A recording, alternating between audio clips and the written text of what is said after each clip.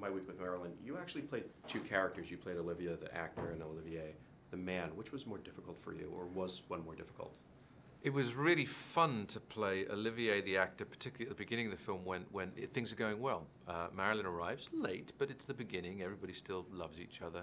And Olivier enjoyed a very complicated kind of accent as the part within the film. And he played with the vowels, and he really enjoyed himself. And we were able to do that at the read-through. That's about the last time Olivier enjoyed himself during the making of the film. And I had fun having the fun that he had. And then I enjoyed, in a different kind of fun, which was sharing his pain at the frustration of simply spending the rest of the time hurrying up and waiting for Marilyn.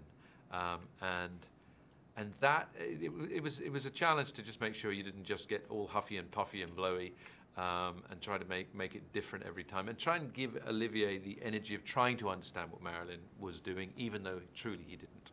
Do you enjoy playing a character that's on the page and figuring out that character, or do you enjoy more creating a character from somebody that exists?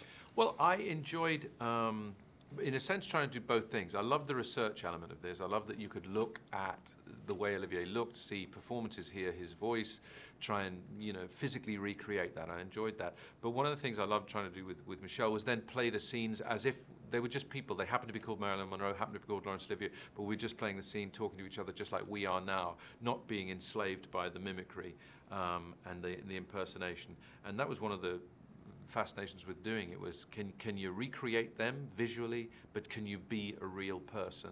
I enjoy both of them equally. You have somebody who's classically trained, and you had somebody like Marilyn, who was a much more free spirit and much more effervescent. And in essence, you two are similar in that way. When you watch Michelle on screen, she's so effervescent, and you're classically trained. Was there a comparison in any way that you guys found? Well, there was just a sort of natural kind of rhythm in a way that isn't clear in the movie, but is true in our lives, I think, is that Michelle herself was very disciplined as a performer. She worked very hard. She was industrious and thorough, really thorough, in early, and practicing everything that needed to be practiced. But also disposed naturally to want to be free and easy and real and everything. And my actual intuitions as an actor are to try and be as free and real and easy as possible. But I come from a background that has always said, prepare, prepare, prepare, prepare. And so this was very much a fusion of those two things. And I think I was incredibly impressed by how much Michelle prepared. And I think she was quite surprised at how free and easy I was. In the film, you say that directing is the best job ever created. Is acting the best job that was ever created, or is directing the best job ever created for you? I think acting and directing are the best jobs. Without any question. 30 years from now, what young actor would you like to see playing you in My Week with Michelle? I don't know what young actor. I don't know.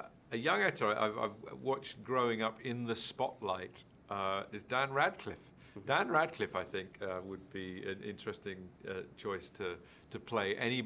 Dan Radcliffe or Rupert Grint could play any number of a whole generation of British actors who he watched across 10 years, from myself, Gary Oldman, Ray Fiennes, Michael Gambon, Alan Rickman. So I think maybe he's there. I bet he could do impersonations, and probably already does, of all of us. What was your best day on the film? Just a day that you just sat there and you're like, this is fantastic. I loved every single day on this film. It was one of the experiences in my 30-year career that has been completely characterized by delicious, delightful fun. I had a great day where we played the scene where Olivier is trying to direct her. She keeps forgetting the line, and eventually they get into this argument. Well, how can I help you? And he says the really unhelpful thing of, well, then just be sexy, isn't that what you do? And it had been a long day, and it was just funny. It had the quality of all the frustrations you'd expect on any film, and at the end of that day, I got into a car and I had to take off my costume in the back of the car, take off the chin and everything, and I drove from Pinewood Studios to Shepperton Studios, and I sat in front of a monitor with Kevin Feige, the producer of Thor, and we looked at visual effect shots that were coming down the line from Los Angeles. Now it's about 10 o'clock UK time in the evening. Done all that. He's looking at me weirdly. I'm trying to get the dye out of my hair. We finish that, then we go next door and we sit with Patrick Doyle, who has written all the music for the Shakespeare films I've done, and he's playing the music to Thor, and then from there I headed back to Twickenham Studios to do another shot as Laurence Olivier. That was a memorably busy day. What's the one question you wish that somebody had asked you so far that has not been asked? The one question that somebody has asked me that has not been asked, why are you so sexy and young looking? I guess is probably the question that comes up least at the moment. But the reason I even said it then, because I felt, I may be wrong about this, that I felt you were on the cusp of saying it. Would that be right? I indeed was. Why are you so sexy and young looking? I just get curious. It's because of the mystery potions that I pilfered when I was on the set of Harry Potter and the Chamber of Secrets. Although a long time ago, I took some of those potions. A single drop once every 3 or 4 years literally drops my age by about a decade. So it's my birthday on Saturday. People are saying foolishly I'm 51. In fact, thanks to Harry Potter, inside I'm about 70.